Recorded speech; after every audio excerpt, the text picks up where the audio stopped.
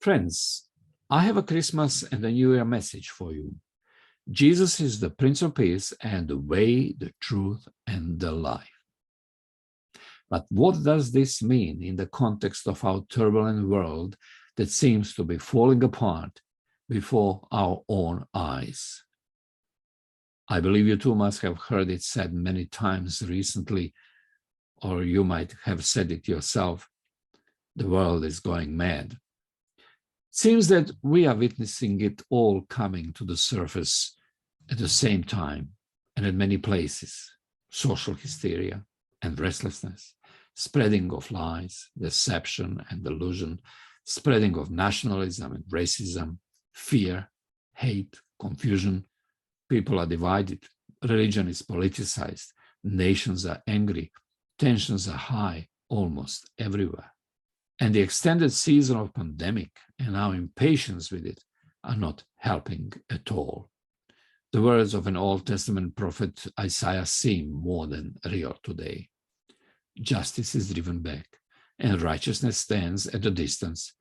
Truth has stumbled in the streets, and honesty cannot enter. The most frightening truth is that the post-truth cancer has already metastasized, and believing and advancing lies have become a new normal. Timothy Snyder, professor of history from Yale University, says in his book on tyranny about our already ushered-in post-truth age. He says, "To abandon facts is to abandon freedom. If nothing is true, then all is spectacle.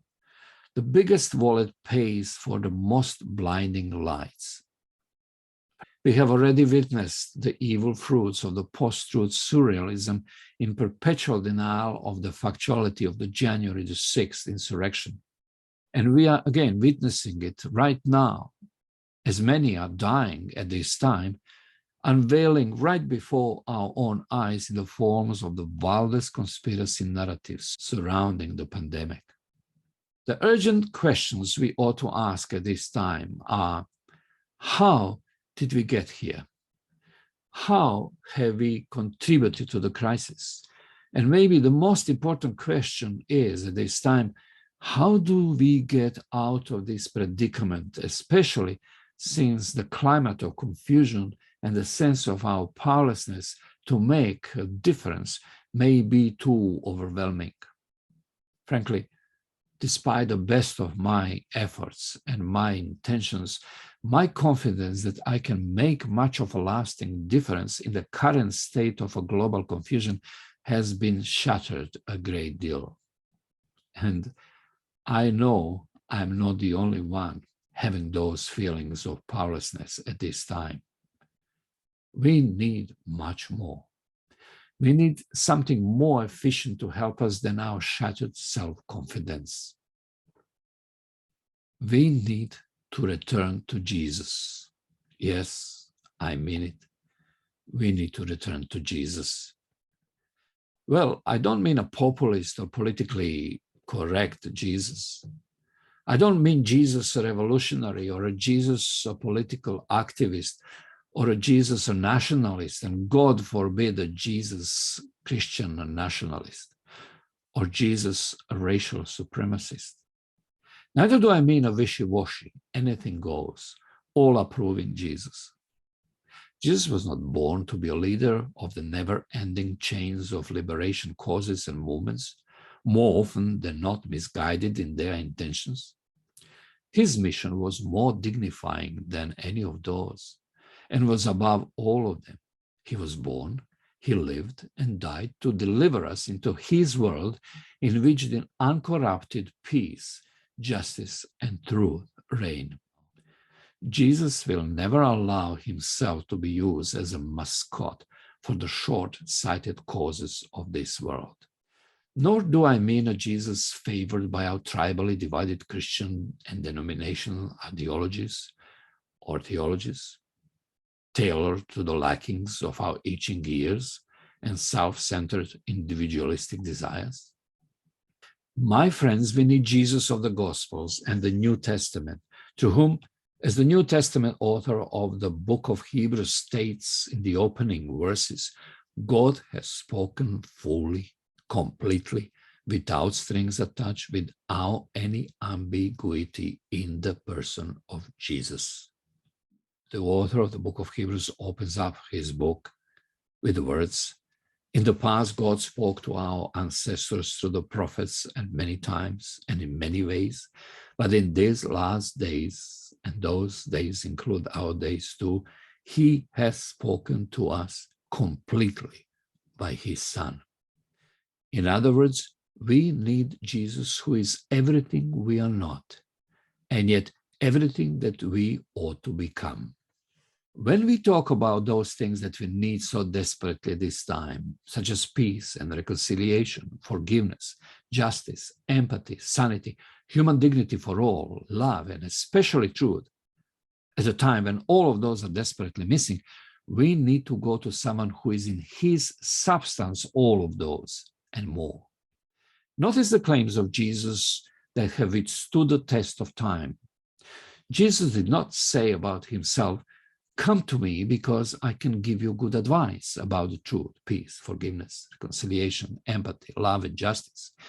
He boldly claimed about himself, "I am the way, the truth, and the life."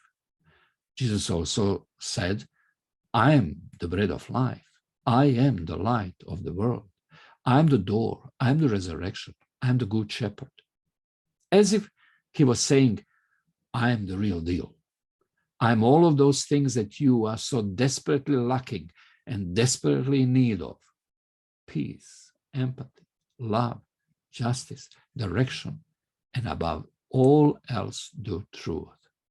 In other words, when we are confronted today with the confusion of values that represent what and who we people ought to be, and are tragically losing the sight of at this time, or when we are longing to embrace the values that seem to be so evasive at this time, not only in spiritual and transcendental realms, but at the horizontal, down-to-earth, our purely human level too, we only need to behold what kind of person Jesus was to know what all truth and the entire holistic reality of our human relationships ought to look like.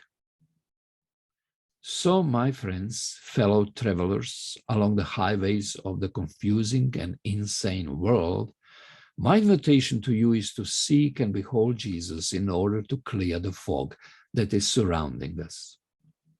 We need Jesus to clearly see the way forward that is marked by love and compassion and justice and peace and reconciliation, and wrapped in truth, discerning and truth believing and truth telling. If we truly desire to be the ambassadors for a better world even now, while we wait for the ultimate fulfillment of his kingdom promise, we should in 2022 all find healing and direction in seeking and following Jesus, and doing so honestly, sincerely, above everything else, and as of the uttermost importance. And finally, my friends, let me summarize my message at this Christmas season, and as we are entering the uncharted and boiling waters of a new year, by sharing a few thoughts written by Reverend Richard C. Halverson, former U.S. Senate chaplain. He said, "Jesus Christ transcends all religion, Judaism, Islam, Buddhism, Hinduism. He is greater than all those, including Christianity. Jesus transcends religion because he is the incarnation of all that is true, good, loving, gentle, tender, thoughtful, caring, and selfless. In order to enter a more promising new year, and for the sake of bringing healing to this world, I am inviting you to consider Jesus. His invitation is still standing.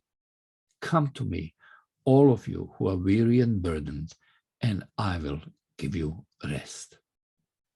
Friends, may we have all a wonderful Christmas season, and may we allow Jesus to lead us into even more beautiful new year. May God bless you.